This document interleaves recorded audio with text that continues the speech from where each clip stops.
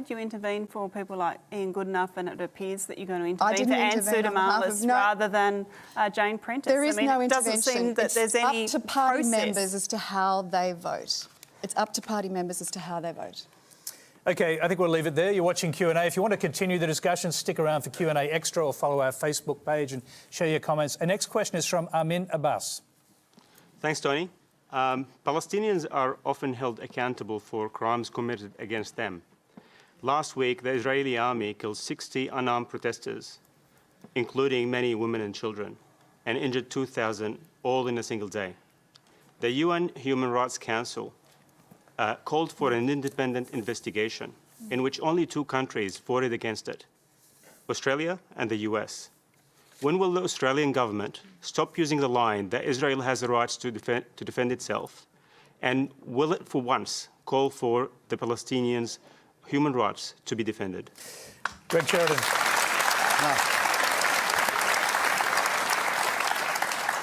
Thanks, Tony, for coming to me first on that question.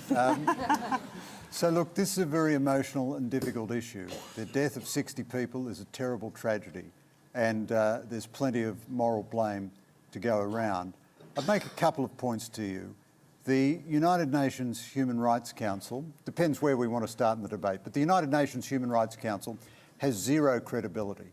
It never investigates its members such as Cuba or China, and it has had more resolutions against Israel than against all other nations on earth put together. Now, even if you are a critic of Israel, you cannot believe that it is responsible for more human rights abuses than all the other nations of the whole earth put together. The North Korean labour camp Gulag, 400,000 dead in Syria, and so on. So as an organisation, it has zero credibility, and therefore I think the Australian government was right to refuse to endorse that investigation. Now, the business of the demonstrations is tremendously contested. We're not going to have time to go through all the detail.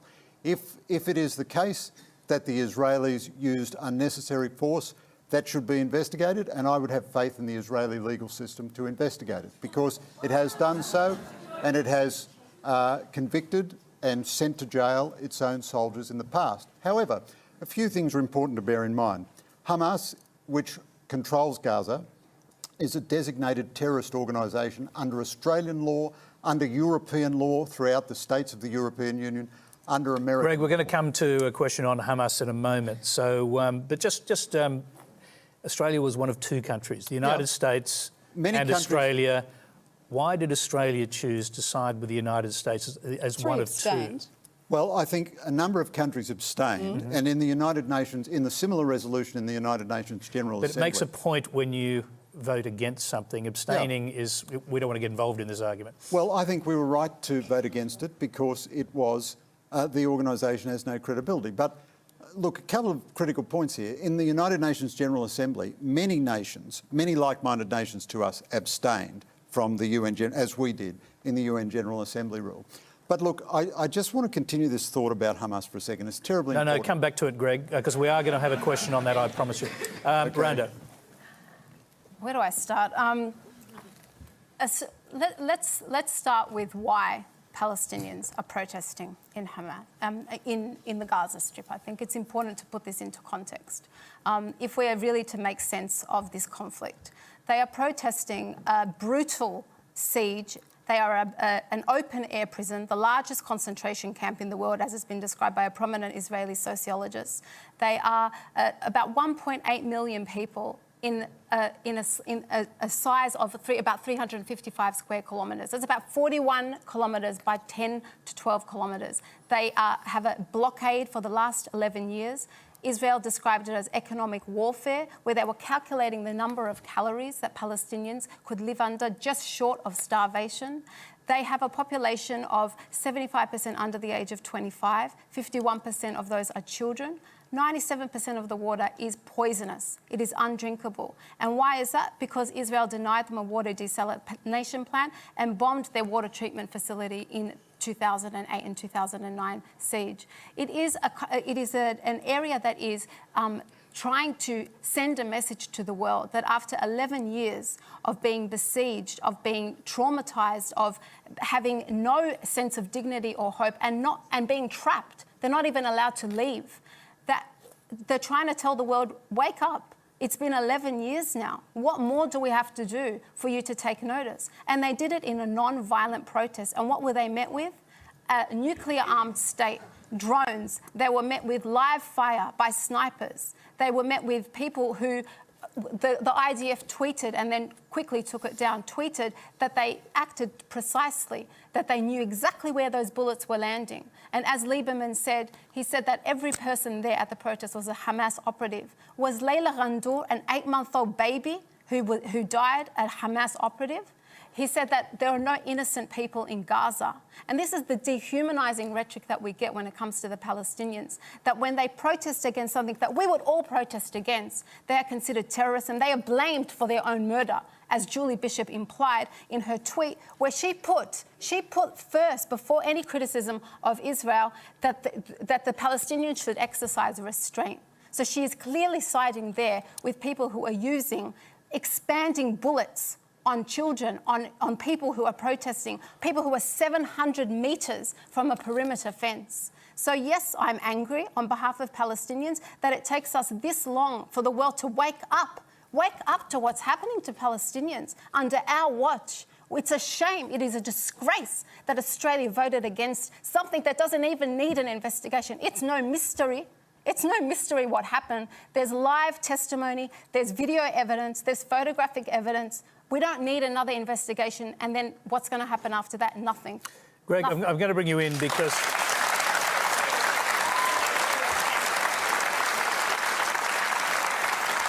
OK, thank you very much. Greg, I think that, like some of the audience, you reacted when Randa said it was a non-violent demonstration. I presume that's because there were stone throwers among in the crowd. Tony, I don't want to say anything which I haven't said, if you know what I mean. So, look, you've got to give me a couple of sentences of context if I'm to answer this. The Israelis withdrew from Gaza in 2005 and they said, make this place work and we'll have a partnership together. They had 6 open points. They thought a lot of people from Gaza would come in and work in Israel. They left behind their agricultural industry and so forth. Now, because of Hamas, which took power and murdered many, many Palestinians. OK, Greg, I'm going to interrupt you only to go to a question. You've got to let me give the context. I promise you. But that's not context. It's not fair. It's not fair to allow all this emotion and then to prevent me from having any... I'm not preventing you. I'm going to the audience. If you just hang on for 1 second. We've got a question from Josh Gladwin. Go ahead, Josh. Hi, guys. Cool story, Randa. According to American lawyer and academic Alan Dershowitz, the most recent Hamas provocations, having 40,000 Gazans try and tear down the border fence and enter Israel with Molotov cocktails and other improvised weapons, are part of repeated Hamas tactics that he has called the dead baby strategy. Hamas's goal is to have Israel kill as many Gazans as possible, so that the headlines always begin and often end with the body count. Do you agree? Oh, poor Israel. We're forcing it to murder us. And look at what Israel, the Palestinians are up against. And I don't even need to make this up. The IDF tweeted a pictorial inventory of Hamas weapons of war. Let me explain what was on that inventory. Arson kites, Molotov cocktails, wire cutters, rope for fence, disabled civilians, children. So that's basically telling us that in the IDF's eyes, these are weapons of war, children, disabled civilians, and they are therefore legitimate targets. So instead of blaming Hamas and blaming Palestinians for being murdered, how about we actually look at the people who are actually shooting people and killing babies? And not just that. What I find so contemptible about this is the dehumanisation of Palestinians. The way that we, in a very racist way, assume that they are puppets and pawns of Hamas. They are human beings with free will. Human shields. No, excuse me, not human shields. They have dignity, they have free will, they have agency, and they are not some monolithic mass of Arabs. Each one of them there is there for a purpose, to protect and to defend themselves, and they haven't given up on their right to freedom. And this is what frustrates Israel so much and its apologists, that we are still there This is the circle that Israel cannot square, that it wants to maintain and establish an ethno-racial exclusive Jewish nation, but the Palestinian people are there. So why does Egypt have a blockade against Gaza? It's disgraceful. Egypt's so why not blame Egypt as well? Egypt, it's disgraceful. You are complicit, but the problem is Israeli occupation and the siege. Okay, now I stopped Greg. That is a question about Hamas. You can talk about Hamas now, but I do want to hear from the other panellists. Yeah, so very briefly, look, I would honestly urge people to read about this. Very difficult to deal with properly in a few sentences in a TV panel. Let me just give you a few points of context. Israel unilaterally withdrew from Gaza in 2005 and said, let's make this work together. If you work together, you can have a very prosperous economic future. The situation of life in Gaza is terrible, almost entirely because of the actions of Hamas, which murdered, when it took power, murdered hundreds of other Palestinians, murdered dissidents, threw homosexuals off the rooftop, murdered Fatah and Palestinian Authority people. One of the reasons conditions in Gaza are so bad today is because the Palestinian Authority in Ramallah decided to sanction Hamas in Gaza and stop paying the salaries of Palestinian Authority workers in Gaza, but and this decided is just nonsense. Was Hamas behind Operation Protective Edge, in which 2,200 Palestinians in 2014 were killed, in which 6,000 airstrikes, 50,000 artillery shells, 18,000 homes destroyed, 56 medical clinics destroyed, 7 UNRWA schools destroyed, 17 medical clinics. Don't believe me. Okay, I'm sorry. I'm going to interrupt both of you just for a minute. Yes, you've got to let me finish my it's a flowing discussion, and we'll come back to you. But I mean, somehow or other, the TV and the people who hate Israel hate this essential context. They hate the context. Now, Hamas is a terrorist organisation which has murdered many, many, many Palestinians.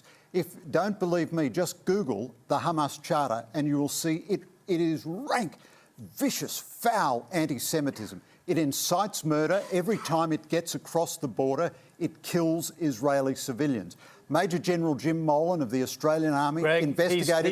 He's on next week and he can talk for himself. Investigated the Israeli... So let me finish this sentence. Let the other panelists speak, let me just finish this sentence. He investigated the Israeli Defence Force in detail and said that it exercises the same moral restraint and the same ethical practice as any Western army would. Okay, thank you. Now, Peter Singer, you've been critical of both Hamas and Israel, so let's hear your... Exactly. I am critical of both of them, and I think the situation is a tragic one, and it has resulted in the tragedy that we're talking about this time. But clearly there are extremists on both sides. And, you know, there was hope some years ago when Rabin was Prime Minister, for example, but sadly he was assassinated by a right-wing Israeli, and hopes for peace went down. And since then, I think both sides have gone to extremes. Certainly the Israeli government has gone to extremes and has not shown signs of really being interested in negotiating peace or stopping settlements. But on the other hand, you have to say, as far as Hamas is concerned particularly, Greg is right. You know, they are a terrorist organisation. They are firing rockets into Israel. They are openly trying to kill Israelis where they can. And they did reject offers of cooperation back when Israel left Gaza. So that's a tragedy for the people of Gaza, and it's very hard to see a way out. Let's go to the original question, which was asking about Australia's vote to reject the investigation into an incident which killed a large number of people and wounded thousands. What's your view on that? Well, I would have liked to see an investigation both into why Israel used live fire and could not find a less lethal way of preventing people from attacking and cutting through the fence, but also why Hamas was inviting people to go to the fence when Israel had made it clear that it was going to use force to prevent people, that there clearly was a risk of live ammunition, of people being killed, and why people would go there with their children and babies actually, you know, is mind-boggling to me. What kind of a person would you have to be? You would say, I'm going to take my baby to this area where there's likely to be firing. Jane. The reason why Australia voted against this inquiry was because we believed that it was already being prejudged, that the UN Human Rights Council had already prejudged the outcome, and you could tell that from its language. It didn't include Hamas in any of the terms of reference of that inquiry. It only included Israel. It included not just Gaza, but also Jerusalem and the West Bank, which weren't necessarily involved in this particular incident. In fact, it didn't cite this particular incident at all, and it had an unlimited time period over which it wanted to look at Israeli behaviour. So we felt that it was inappropriate, the way that it had been phrased. Now, Australia has supported these independent inquiries in the past. It's supported an independent inquiry into the use of chemical weapons in Syria. So it wasn't necessarily the idea of an inquiry that was the problem. It was the fact that we felt that they had already come up with an outcome. Okay, well, someone with their hand up over there. I'm going to get a microphone to you. Just hang on. And for a comment, hopefully. Go ahead. A quick question. Okay. If, to Greg in particular, but to others, if you were a young man in Gaza, what would you do? Well, look, the quality of life in Gaza desperately needs to be improved. That should be the #1 priority of everybody, and it would be improved if Hamas would cooperate with the Palestinian Authority, if it didn't misuse aid to make attacks on Israel, and so on. But the whole Egypt itself maintains its own blockade with Gaza because Gaza is constantly threading terrorists back and forth into the Sinai. It is a terrible tragedy for the poor innocent people of Gaza that they have such a shocking group of terrorists ruling them. What would you do if you were there as a young man now? Try to get Hamas out of government, and the courageous Palestinians who've tried to do that have mostly ended up dead. Okay, Julie, haven't heard from you. Well, I think the whole deaths recently was a bit of a tragedy, and I think the arguments that we're hearing here tonight at the table show how complex an issue this is. I mean, Labor yesterday called for the government to explain its vote in the UN. We were very concerned that we were one of only 2 countries to actually vote against it. As we've heard, some countries did abstain. The question would be, well, why didn't Australia abstain? Why didn't we talk about perhaps supporting another investigation with a differently worded motion? I mean, we're not in government. We don't know what the negotiations around that were. But clearly, I think both sides, if there was an investigation, would welcome it so that we can actually get to the bottom of what happened. And let's not forget, 60 people died. I mean, it is heartbreaking that this continues to happen. This conflict has been going on for a long time. A 2-state solution is the only solution, and we need to de-escalate things, not keep inflaming them. Randa, I'll come to you, and you can perhaps answer the question, because I saw you nodding when that gentleman said, what would you do? I think it's an excellent question, because what would the international community have the Palestinians do? They have tried armed resistance and armed in response to occupation. They have tried peaceful, non-violent resistance in the first and second Intifada, which was brutally shut down. They have tried poetry. A poet last week was imprisoned for her poetry. They try peacefully protesting and they are shot down. So what would you have the Palestinians do? There are countless United Nations resolutions that Israel is clearly violating and flouting. The idea that this conflict is complex is something that people use as a way to sort of to deflect attention from what is really a very clear issue here, which is that you have an illegal occupation. You have Israel, which has made the possibility of a 2-state solution impossible. There is no viable contiguous Palestinian state for the Palestinians because Israel has, in violation of international law, transferred 750,000 illegal settlers into the West Bank, taken 80% of the water aquifers. I've been on the roads that go through the West Bank that are only allowed for settlers, so that settlers never have to meet those pesky Palestinians. They can live in their own little bubble, in their little West Bank colonies. Then you have Israeli Arabs. Randa, we've got to come to a final question, so I'll get you to sum up quickly. What would you have the Palestinians do? What broke me about this protest is not that they were resisting Israel. It's not that they were sending a message to Israel. They were sending a message to the world. This is our cage. We're rattling this cage. Help us, because we are besieged and no one is coming to our aid. So that's what, for me, is the message here. Listen to Palestinians. Don't believe Greg. Go and read what you can see. Go on Twitter. You'll see photos. You'll see video testimony and evidence, and that's all you need to make a moral decision. All right. Thank you very much. We have time for one last question. It's from Catherine Daly.